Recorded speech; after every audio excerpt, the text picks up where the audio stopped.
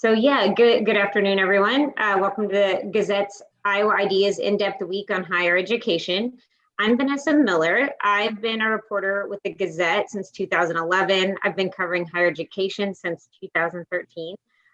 So we're just going to start today by thanking our sponsor, Kirkwood Community College. And I think we have a short video here just to share.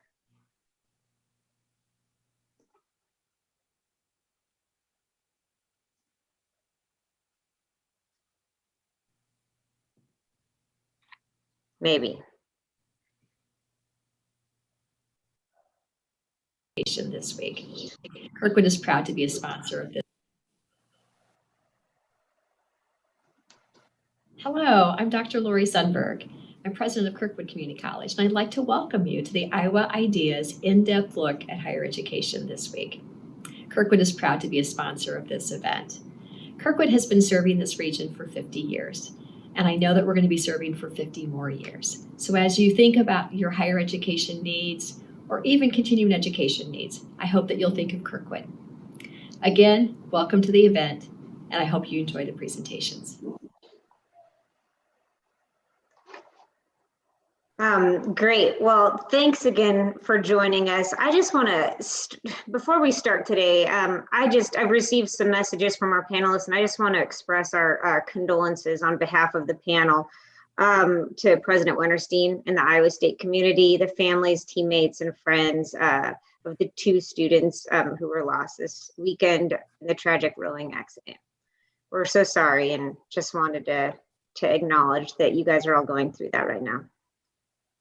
And Vanessa, if I can just thank you for those condolences and say that the ISU community is heartbroken and that we're all thinking about the parents and families and friends. You all know this, our students mean the world to us, and these losses affect us deeply. So thank you, Vanessa. Yeah, thanks for saying that too. So regarding our panel discussion today, we're going to take a view from the top of higher education, which, like so many other sectors of our society, is going through massive changes right now. Yesterday, our keynote speaker, former University of Iowa and AAU President Mary Sue Coleman, who spent her entire career in academia and all sorts of roles, mentioned that COVID's impact on higher ed is like none she's ever endured. So it's in that context that we're excited to have an in-depth conversation with four amazing panelists about the current landscape, what got us here, and the path forward. First, of course, we have Iowa State University President Wendy Wintersteen. She's the campus's 16th president, first female president. Before her hire in 2017, Dr. Wintersteen served the campus for decades in a variety of roles, including as Dean of the College of Agriculture and Life Sciences and Director of the Iowa Agriculture and Home Economics Experimentation. We have Sally Johnstone. She's president of the National Center for Higher Education Management Systems in Colorado. It's based in Colorado. Over her career, in addition to writing dozens of articles, books, reports on higher education, President Johnstone has served in a variety of academic roles, like vice president of Western Governors University as provost dean and also a faculty member. We have John Warner. He's a writer, editor, speaker, and teacher. Among his many roles, Mr. Warner writes Just Visiting blog at Inside Higher Ed. He recently published a book titled Sustainable, Resilient, Free, The Future of Public Higher Education. And then we have James Finkelstein, a professor emeritus of public policy at George Mason University, who is also the founding dean for the campus's public policy school. His primary research area is education policy, looking at presidential selection, employment, and compensation. He's also researched the adoption and implementation of technology, among other things, which seems especially relevant. So I'm just going to let each panelist tell you a little bit about themselves and any sort of preliminary thoughts they have on this issue, and then I'll dive in with some questions. At the end, I'll ask some questions from any viewers, so feel free to shoot those into the chat, and then I'll ask them, throughout as they come to you even, and then I'll ask them at the end when we save a little time for that. So yeah, maybe we'll just start with President Wintersteen, if that makes sense. Well, Vanessa, thank you for the opportunity to be a part of this discussion on higher education in Iowa and to join these very prestigious panel members. I'd like to begin by sharing that Iowa State University plays a very unique role for the state of Iowa. We're proud to be the state's only land-grant university with a comprehensive mission to serve not only our almost 32,000 students, but also all Iowans through our teaching, research, extension, and outreach missions. We're the only university that has a presence, a front door to the university in all 99, 100 counties. And I think that's an important distinction and important to note today. We've been so proud of our students, faculty, and staff for their adaptive resilience during this COVID time. And they've demonstrated that in many ways, the success of our students and faculty and staff in all aspects of our missions. But because we serve every county through our programs, we're actually not just educating our students, but we're also building businesses and employing Iowans. A great example of that is what we do at the Research Park. And maybe my final comment, Vanessa, would just be a reference to the economic impact study that was commissioned by the Board of Regents back in 2019 that showed Iowa State University delivers a $3.4 billion boost to the state's economy through our faculty research, through startup and spinoff companies, through jobs that are created. And we know that for every dollar a student invests in getting an ISU degree, they'll gain $3.80 in lifetime earnings. This is a big impact financially for the state. So, as I've often said, the future of the state's success is closely tied to the success of Iowa State University and the quality of our teaching, research, and extension programs. So again, thanks for this opportunity, Vanessa, to participate in this discussion. Yeah, no, we're so glad to have you. Yeah, go ahead, President Johnstone. Oh, thank you very much, Vanessa, and wonderful to meet my fellow panelists, even in 2 dimensions. NCHEMS has been around for 50 plus years and has worked in this space of sorting out issues for states, for institutions, for systems, and regions around more effective services to students. I'm going to put it that way. But it also focuses on financial stability, a huge piece of our work. Right now, we're heavily engaged in a number of states in New England because as at least I know my panelists are very aware, we're seeing very real shifting demographics. And the biggest shifts have hit New England first. And they're taking some dramatic steps because they have to. I had the opportunity to work with the Iowa Board of Regents, I think it was 2 years ago, and we had a set of very good discussions around what was happening demographically in Iowa. And it mirrors a number of Midwestern states, but some of your neighbors are going to be hit even more profoundly in terms of decreases in the traditional college-going groups. And that's going to limit your ability, that is Iowa, to draw from students from Illinois, Missouri, et cetera. We also host the Foundation for Student Success, which is a project that looks at reducing or eliminating equity gaps through campus culture change. And I wanted to mention that because I think that's a huge part of what we're seeing as the beginnings of a recovery from the pandemic. It will change the cultures on campus, and that can be done purposefully using appropriate information and levers and practices, or it can be pretty haphazard. Finally, because I think it's relevant, I think it's important to note that we've just finished working with the State Reciprocity Agreement Organization, NC-SARA, in constructing a new set of 21st century distance learning guidelines. And as all of our campuses pivoted to online work, I wouldn't call that online programming. I would call it remote delivery, which is fine. But as we've seen in surveys, some of that may continue. And I think it's going to be relevant for future sustainability for our campuses. Great, yeah. Thank you so much. And then Professor Finkelstein. Hi, Vanessa. Thanks so much for having me here today. I appreciate it. I've spent about over 30 years as an academic administrator. And I can tell you that right now, being retired during COVID has been a pretty good thing. I talk to my colleagues. I see Sally and Wendy and my colleagues back at George Mason, and it is really unbelievable how hard they're working right now. I think it's unlike anything anybody has ever experienced. One of the things I've looked at during this period is the stress that this has placed on college and university presidents, not only those who are presidents, but those who aspire to be presidents, especially those who just became presidents in the midst of COVID. I don't think any of these individuals could begin to have imagined when they entered the search process a year ago, last fall, in the fall of 2019, that they expected to become a president of a university that was going to go through a crisis, anything like this.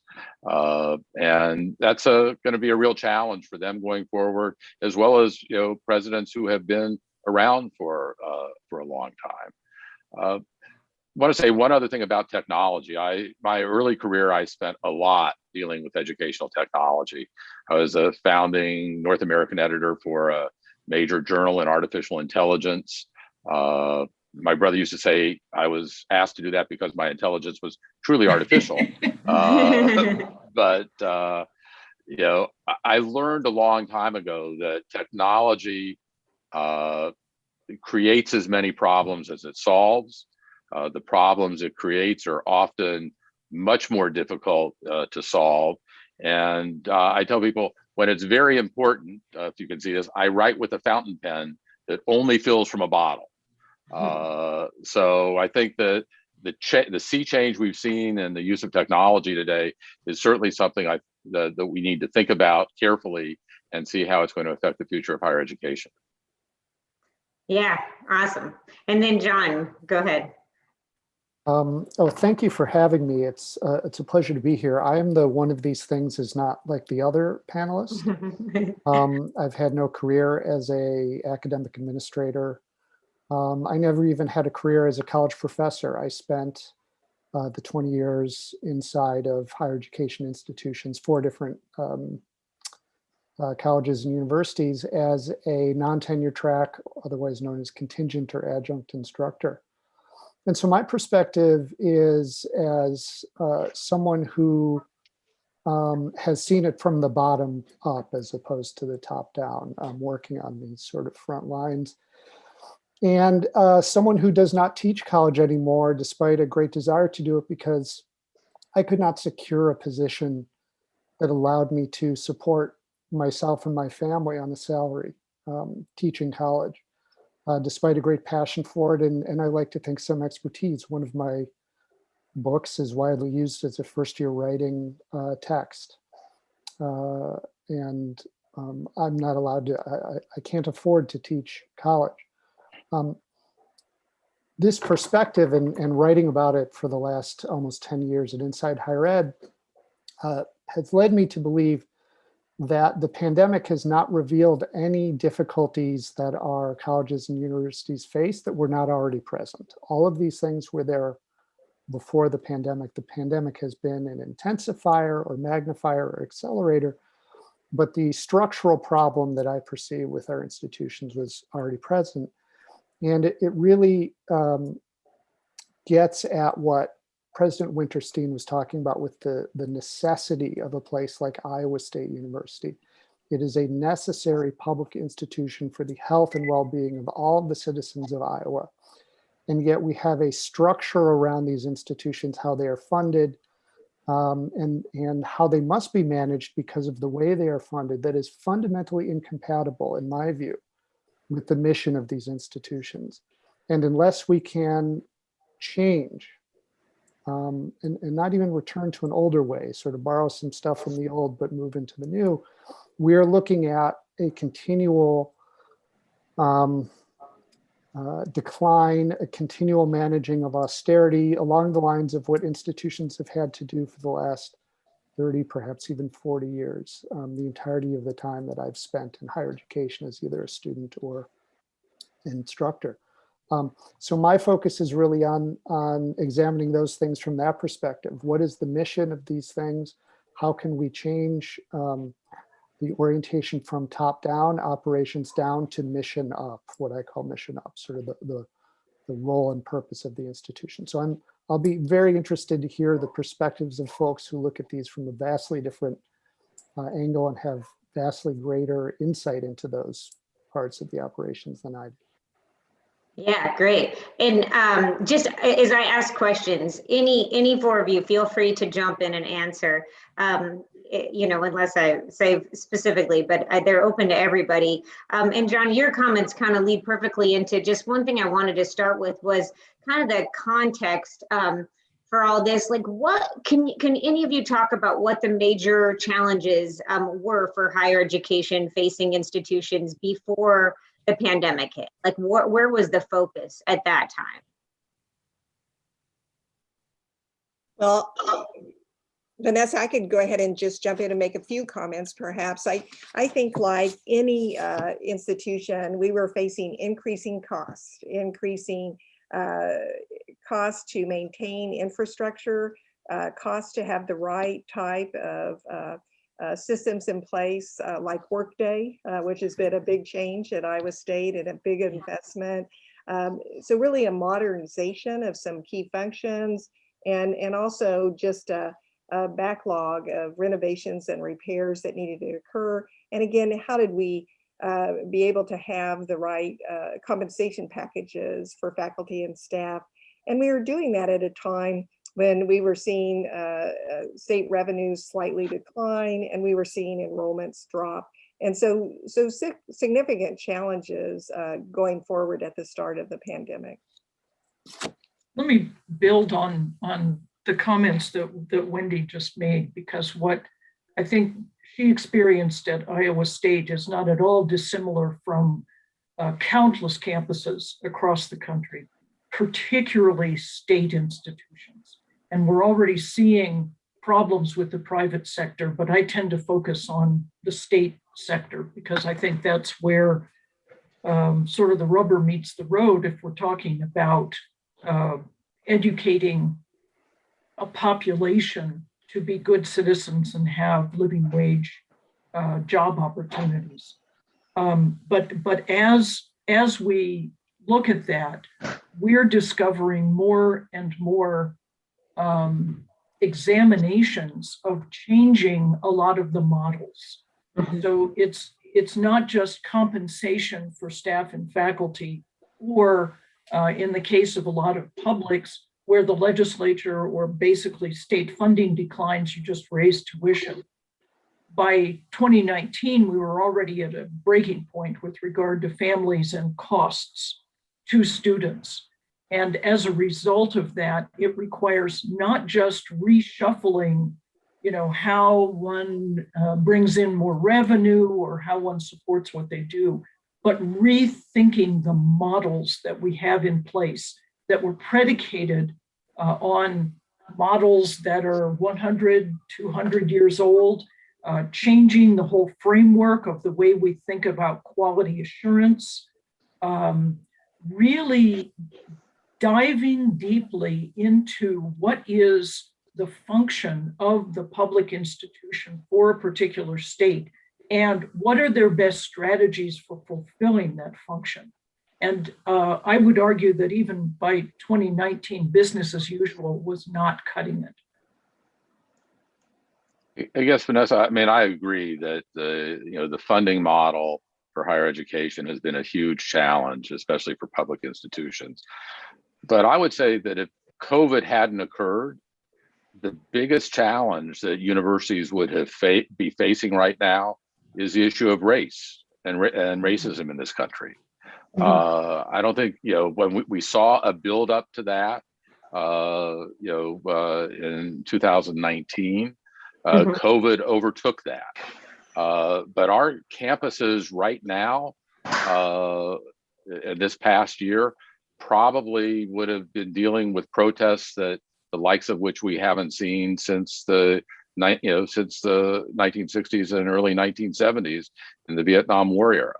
And that's, one of the single most difficult challenges and conversations to have on a university campus today, because it affects such a wide range of people, faculty, staff, students, community, alumni, and the like. So that really, all but for COVID, we would be having very, very different kinds of conversations about inclusiveness, excellence, diversity, on our campuses today. Yeah, absolutely. That's interesting. I want to pick up on that from James in terms of how I was looking at it prior to the pandemic. And again, I look at it from kind of the classroom on up.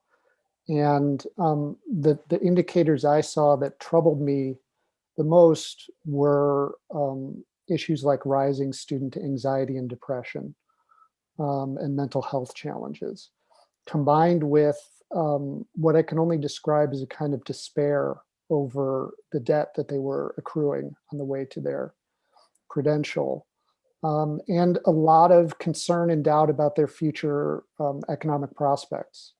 I teach writing, and so I have a lot of English education majors, and those who were considering teaching confronted essentially what they saw as entering into a priesthood, where they would have to take a vow of poverty for their entire lives in order to pursue this vocation.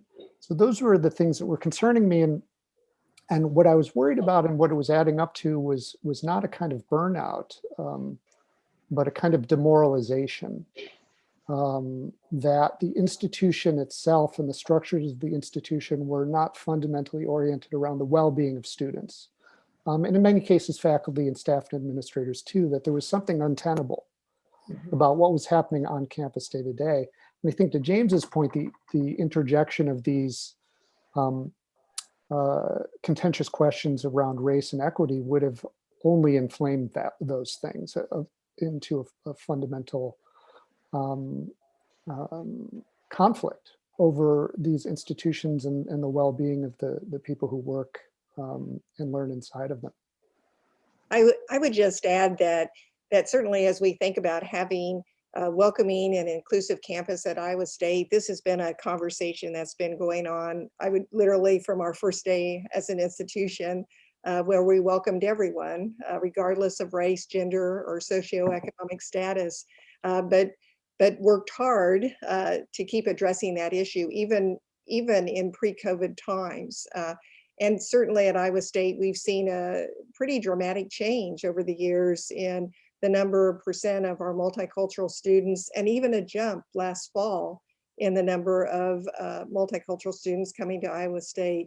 So universities, I believe, have a tremendous commitment to their students in providing support to all of our students, and whether that is relative to diversity, equity, and inclusion, whether it's mental health, that I can't tell you that there's a more committed group of individuals that work in student affairs or even in our academic division that's committed to the well-being of our students.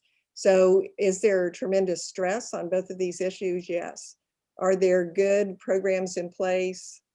Yes. So it is something that we continue to work on every day. And I think everybody will need to continue as both as high priorities. I don't want anyone to think that I don't think schools don't try hard at this. I've witnessed this everywhere I've done. My point is, and this gets at what Sally was talking about, how we've reached an endpoint. We are reaching structural limits to what people can do under the system we have. So I was teaching 120 students a semester how to write. That's double how many students a single instructor should have. Ultimately, the university has no choice but to give me this many students. Otherwise, they couldn't keep the doors open. But if the goal is to improve writing instruction, we must figure out a way to have the number of students I was supposed to teach.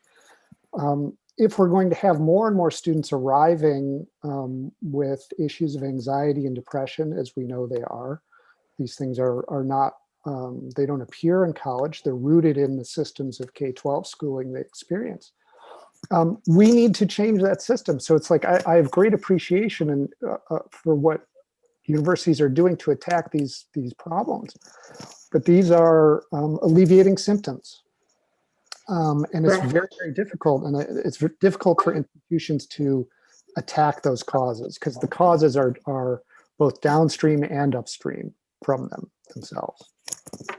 Right. And I mean, like you all mentioned, these were issues, major issues facing the campus. And I think with mental health and with the racial reckoning points, I mean, those are things that were very clearly affected by COVID. But so I would love it if you guys could talk about what COVID did to those issues, to the funding issues, to the enrollment concerns, some of those already really preeminent issues facing higher education. Like, what did COVID do?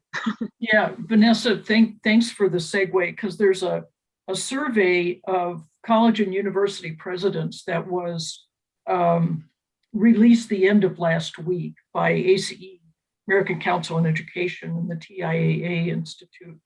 Very interesting, flawed because the numbers aren't all over the place. But as I looked through that and pulled out the relevant information for 4-year and 2-year publics, the presidents basically said that going from the pandemic into the future, the top issues, John, no surprise, first one is the mental health of both their staff, faculty and non-academic staff, and their students. The next one was long-term financial stability. And that goes back to things we've been echoing here already of saying business as usual doesn't work. How do we shift the way in which our higher education enterprise operates? The next one was concerns for enrollment in the coming fall semester, because nobody quite knows what's going to happen. The next one was, again, no surprise here, James, racial equity issues that have to be dealt with. And finally, the notion of loss of revenue, and particularly in their auxiliary services. And Wendy, I know you feel this one well. And for those of you that aren't familiar with the phrase auxiliary services, it has to do with dining services, dormitories, student recreational things. Those expenses continue whether there's a student on campus or not, and whether you fill the dorms or not. There are contracts that are in place that universities are responsible for. And that's another whole area, I think, of concern and examination. Sally, I think you're. Go ahead, Wendy. No, you go ahead. I actually did some research on this and writing on the auxiliary enterprise issue, and I don't, I'd be interested in John's reaction, to this, because I follow his writing in Inside Higher Ed from time to time. This is one of those areas where we've seen a major change in how institutions of higher education function. These enterprises, which include dormitories, food services, parking facilities, some recreational facilities, these have become enormous operations within universities. Universities take on enormous debt to run these operations. In some places, between 40 and 60% of all of the debt of a university is in auxiliary enterprises. The idea of those enterprises when they were established was to provide additional resources to the other side of the house, to the instructional side of the house, and be and pay their own expenses. In other words, have surplus revenues that you could invest in other parts of the institution. Now with COVID, all of a sudden, you're finding that you don't have the revenue to service your debt. And one of the things I've noticed, I mean, in Virginia, this happened, it's happened in some other places. Suddenly you have presidents having to learn about debt restructuring and finding investment bankers to advise them, on how to do that. And the academic side of the house, the faculty are saying, wait a second, you're going to reduce my pay because you don't have enough cars in the parking deck, or you don't have enough students on meal plans. And that's very hard for faculty to reconcile. And I think it's a fundamental flaw in the model that I don't think we built it intentionally. I think it's something that evolved over time. And I think it's something that we really need to take a very hard look at. Great comments, James. I would say a couple of things. One, we know that when we have students in residence halls in their first year, and sometimes through their 4 years at Iowa State University, that really impacts their performance as a student and as a member of the community. So there are some great benefits from our residence hall program and associated dining, and certainly rec services. Students that decide to play broom ball at Iowa State, there's advantages in their personal growth that bring great benefit to the student and to the institution's community as a whole. So I think it's important to remember the benefits of the enterprises as well. And then just to stop for a minute and say, thank goodness that we've had 3 rescue plans. They aren't all called that, but the CARES Act, HRSA, and the American Rescue Plan that truly are going to make a difference for institutions, institutional assistance, as well as student financial aid assistance. So that's really a bright spot on the horizon, or not even on the horizon, a bright spot right now that's helping institutions cope going forward. When I hear President Wintersteen talk about these services, I get like a little warm glow in my heart, because I'm a graduate of the University of Illinois, no booing, but public land grant university, and all the things she just named are things that changed my life. Being able to, in even broomball, I met my wife in intramural broomball. So those things are hugely important. And my wish for the future is a world where President Wintersteen does not need to be thinking about revenue from auxiliary services, and can instead think of them as, what are these things that meet the needs of our campus community, be they students, faculty, or staff?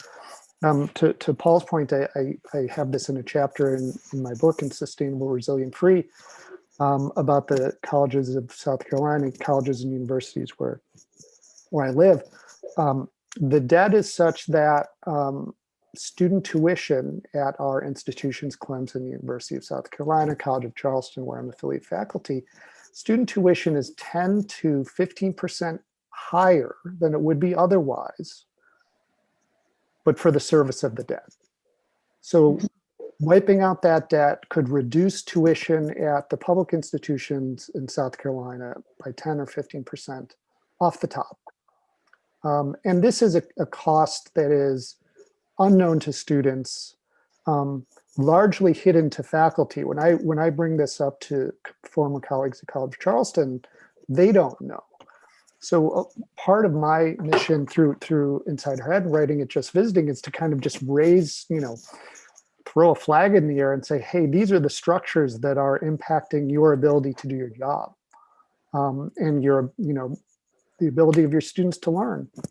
Huge portions of my students need jobs and work in the service industry in Charleston until 1 or 2 in the morning, because they're in bars and restaurants.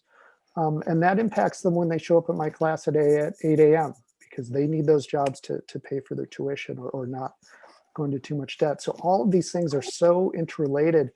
And I just wish we could, reclaim a time, or get to a time where we're not thinking about how much money the parking deck brings in, or dining brings in, or dorms bring in, but it's like, what is the living situation that helps our students learn and thrive and get what they need out of these places? Much closer to what it was when I went to college a gazillion years ago. And Right. John, there were far fewer people going to college when you went to college. Yep. which Well, is and that's part of all. the issue. Yeah, that's all such a good segue, because I'd love to just talk about some of the ideas for how the campuses, the universities and colleges emerge from this. I think we all know this year has just not looked anything, like anybody imagined it. And I'm wondering whether, sometimes when you have these challenges, it really forces people into the changes that needed to happen, sort of even before this happened. And so I guess how do we emerge? How do the universities go forward? I'm going to go back to the study I just mentioned. That is the survey of college and university presidents. And one of the things I took out of that I thought was really good is the question about, are there certain kinds of services or ways of doing things that emerged during the pandemic that you're likely to keep? And yes, indeed there were, and they included shifting to much more convenient access for students, meaning a lot of this online or by phone or whatever, for academic advising, for counseling and mental health services, for career advising, and certainly for health centers, of the way in which they work. Not only have we seen that shift in the broader public with telemedicine options, but also on campuses. So it can not only reduce some of the cost, but it, in addition, makes things more convenient for students to be able to use these services, which I think is terrific. Yeah. I actually tested this proposition the other day. I was asked to guest lecture in a colleague's class, a graduate course for master's students, and asked about, what do you expect the post-COVID to look like? I mean, what do you want? Do you want to be back on campus? Do you want to be, continue to have virtual options? Do you want hybrid options? And I was amazed by the answer, almost to the last person. We want to be back on campus. That they do not want to be on Zoom anymore. And these are working professionals. These aren't undergraduate students. And I agree, Wendy. I'm a land grant graduate myself, but my graduate degrees went to a public undergraduate school. Those experiences, as John said, they're some of the most meaningful that you have in that traditional residential environment where you can be on campus. So I think that again, not to be critical of Wendy or anybody else who is or has been a president, but so many presidents, in my experience, don't have a clue what's going through the minds of faculty and students. They respond to the surveys of ACE or Inside Higher Ed or the Chronicle. But I know from my own work that their views of the future are often quite disparate from what the views of the future are of faculty and students. And the question, go ahead. I just wanted to clarify that you're talking about academic programming, and I was talking about advising. Well, they were talking about advising too. Yeah, it's done differently in different places, obviously, right, and not always by faculty. So the issue was just access to those services, not the academic programming itself.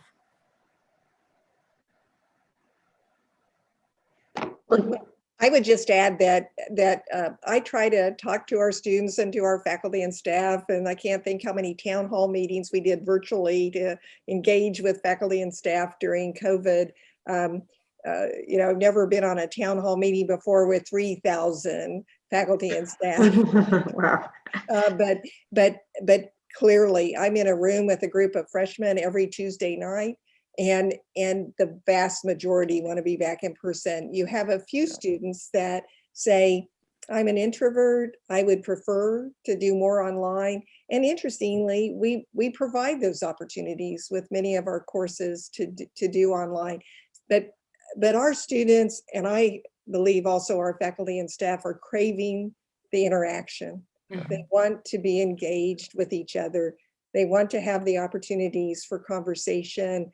And I think that's going to drive certainly Iowa State University to what people are calling a back to better for the fall semester, so that we can achieve that with a high level of in-person education, services, activities, and that's where we're headed. Well, that's awesome. I mean, given that, I was wondering if you guys could speak about the recruiting, the retention issues for both students, faculty, and staff. I know there's been burnout, there have been people who've left. How do you get them back? Vanessa, it's really true. You know, we look at our faculty and staff, especially our female faculty and staff that oftentimes are in charge of taking care of the children in a disproportionate set of responsibilities. And it's been hard. Going online in 6 days did not make their lives easier. Even preparing for the fall semester, where they could do a better job than what they could do in that 6-day time period. It's been highly stressful, and it's harder because you're teaching 2 modalities. You're teaching the students online and oftentimes students in the classroom with you. And so I don't think people understood that or got that. So we are really cognizant of that. We've done with our well-being program, different reach out, but again, I think having the summer, having some time to plan for what fall will look like, I think the enthusiasm to be engaged again will help everybody's mental health in a very deep way. Not everybody, actually, but quite a few. I also wonder, we talk about 3 elements of universities: teaching, research, and service. One of the things we haven't touched on yet is, what has been the effect of COVID on research at our universities? I mean, I have a cousin who is a medical researcher at the University of Michigan, who for months wasn't allowed in his laboratory. And the research mission of universities, I mean, Wendy talked earlier about the economic contributions of Iowa State to the state. So much of that is driven, by the research, and in your case, the extension services, that you offer. The question is, how is that going to either come back or change, as a result of COVID? Because so many of these research careers have been dramatically interrupted. And it's so hard to make general statements about anything during COVID because everybody's experience is unique, just like it is during normal time. And so we had faculty that excelled in their research, other faculty for a variety of situations. It became more difficult. But I think the one thing we can all say that COVID did is it proved how important science is to this country, that we have to have a strong investment in research and science to move forward.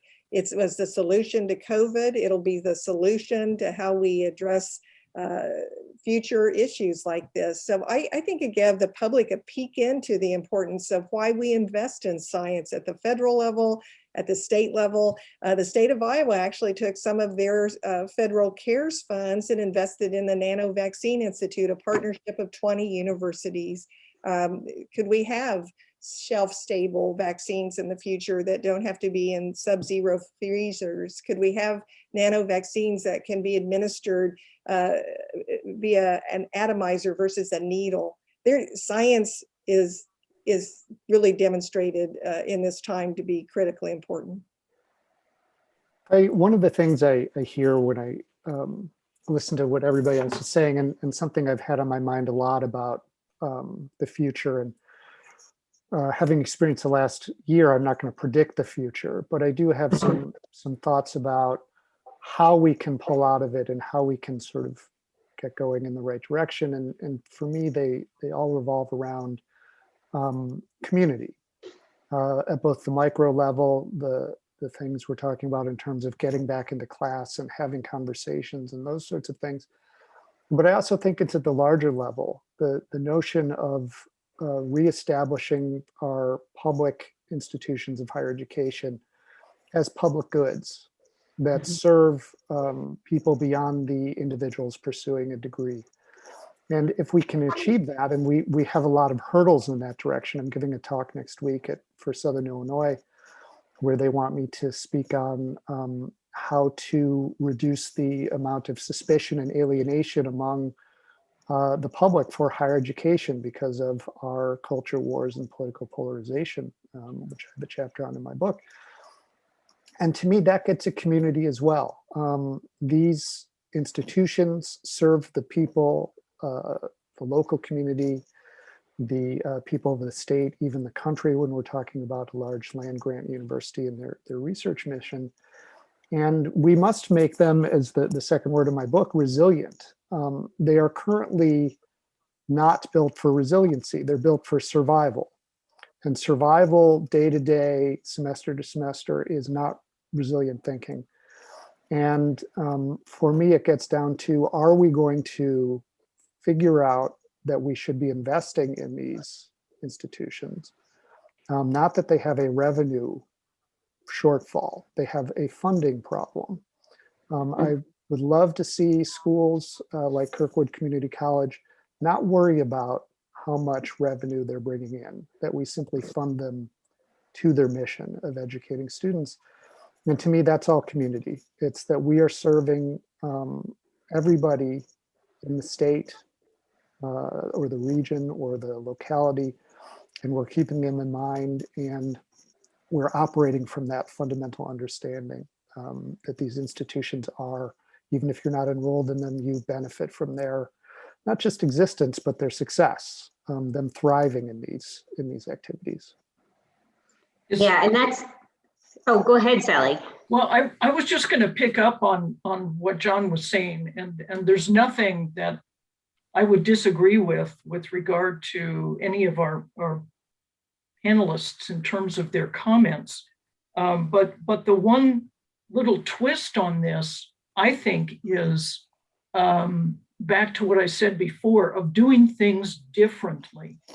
And I agree with John that, you know, having to always watch the bottom line is not always conducive to making things work. But we at NCHIMS have been advocating, and this is almost always part of the planning that we're doing now with these states that we're engaged with. And it's all around sharing and not competing with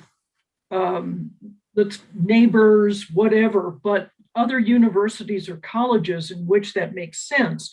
And that came up also in this survey I've been talking about, that 52% of public 4 years and 61% of public 2 years, the presidents anyway, reported they have started discussions about partnerships.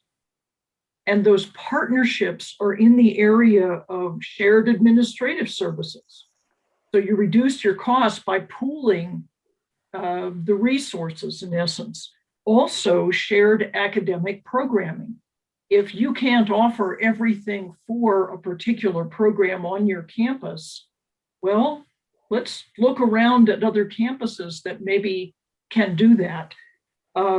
Sharing faculty and also sharing student support services.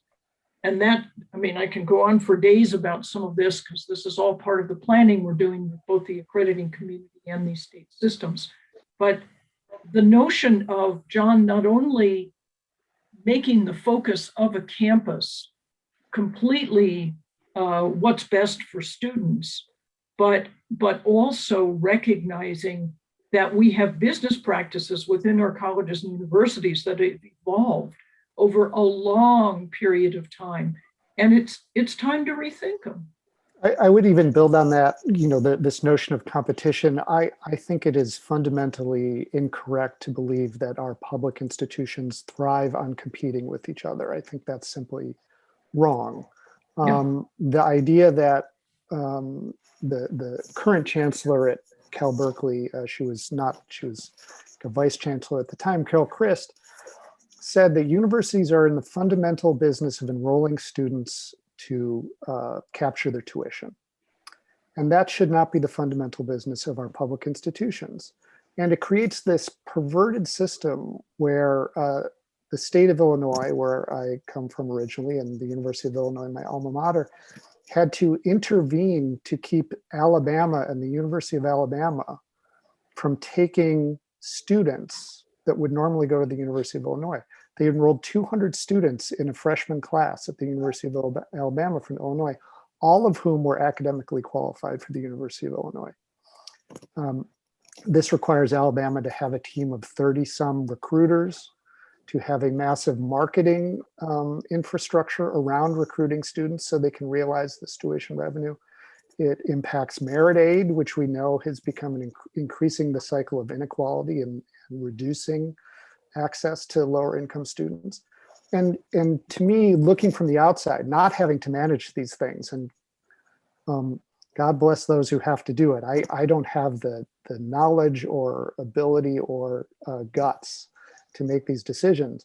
But looking at it from the outside, the system makes no earthly sense if our goal is to have these institutions that educate, that produce research, that do service, that provide extension services like these land grant institutions. It is the opposite of what anybody would have designed if they were designing it. So to Sally's point, yes, we must do things differently. And we have to create the structures that allow these different things to happen. I think that's the hardest part. We can't just tell a university, do differently, without giving them any kind of resources or tools or incentive to do things differently if we want them to do it differently. Otherwise, we're just making more and more demands. Yeah. John, I think you hit on a very important point. I could tell you, having been an academic unit administrator, we would get reports from the central administration saying you're not enrolling enough out-of-state students. Why do you want to enroll out-of-state students? Because they pay more. They pay a lot more in most cases. So you're right. I mean, it's the same with international students. And one of the big effects of COVID, of course, was dealing with international students and the original former administration's original intent to try to keep them from enrolling online if they weren't present in the country. So that's a huge issue going forward. I think it does point to Sally's question is we need to look at sort of what are the fundamental assumptions that we've made and how many of them hold up in the 21st century. One point on those international students, to serve an interesting point. The University of Illinois was hugely dependent on international student tuition. Something like 15 to 20% of their student body were international students. When Donald Trump became elected, they took out insurance against that revenue because they were worried about closing off of foreign visas and students being able to come, which saved them when the pandemic happened. Otherwise, they would have had a massive additional budget crunch because of their, to that point, because of their dependence, literal dependence on that international student tuition to balance the books at an instructional level. Yeah. Go ahead, President Wintersteen. Sorry. Right. I would just say on so many of these things, we're talking about very complex issues that are oftentimes very specific to the opportunities that a specific institution has.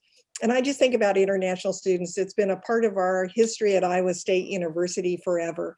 And so certainly revenue is always part of the picture, but it's really about how we build cultural competency across the university and the stories and the alums and it really is an important thing from the culture of the institution. So thinking about these complex issues in a very broad sense, it's important. Yeah, and I was just going to say, you guys are so good because I have had these questions and then you answer them before I can even say them. So it's awesome. And I'm assuming that our viewers are the same way because I haven't received any questions from them. But I guess I just wanted to, we're about to wrap up here. I just wanted to throw out there, is there anything like silver linings wise, is there anything that has happened or that this pandemic has caused that has been good for the campuses that you think will benefit us going forward?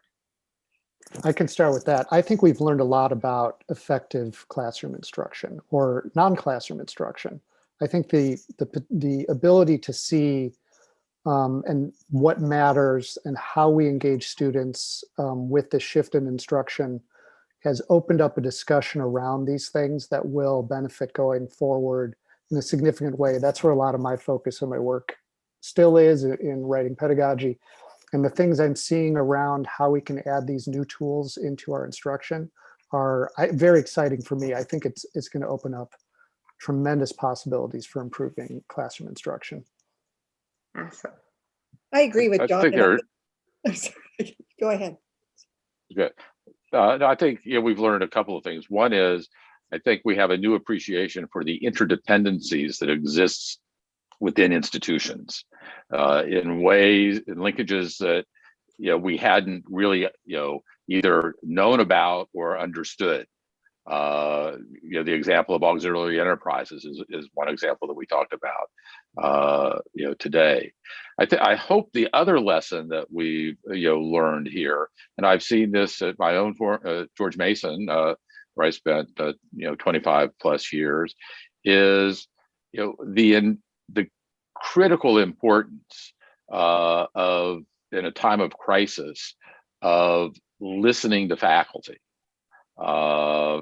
And I think many campus leaders have a new appreciation for their faculty in ways that they did not have before. Not meaning to be critical, but oftentimes the administration takes the faculty for granted. I think to the extent that they did, I think they've learned that it's the faculty that have held the place together these past 18 months more than anybody else. I would agree with all the comments so far and just add faculty and staff.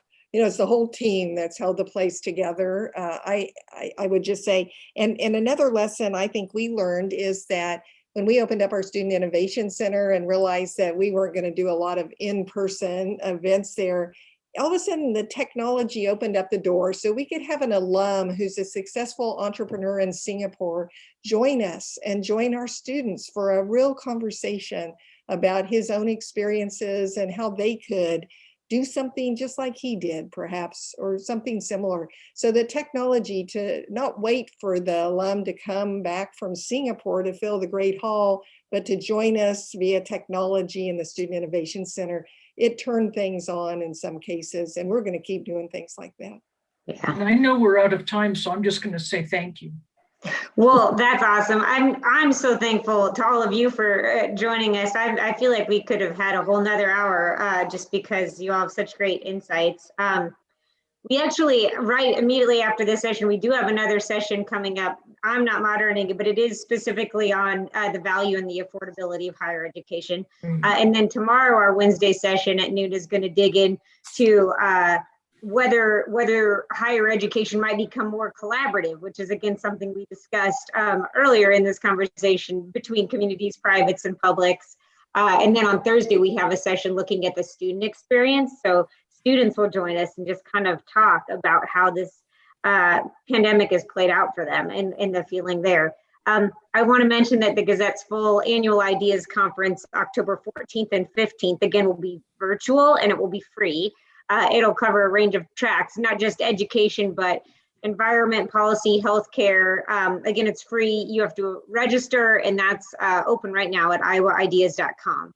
And then lastly, I just want to say our keynote speakers for that main event are David Gould, who's a University of Iowa visiting professor of the Public Policy Center. He is amazing. And then Peggy Whitson, she's a retired NASA astronaut, and she's a current collaborator with SpaceX. So join us for that. And again, thank you everyone for attending today and for our panelists especially. We're really grateful. Thank you. Thank you. Thanks. Okay, bye.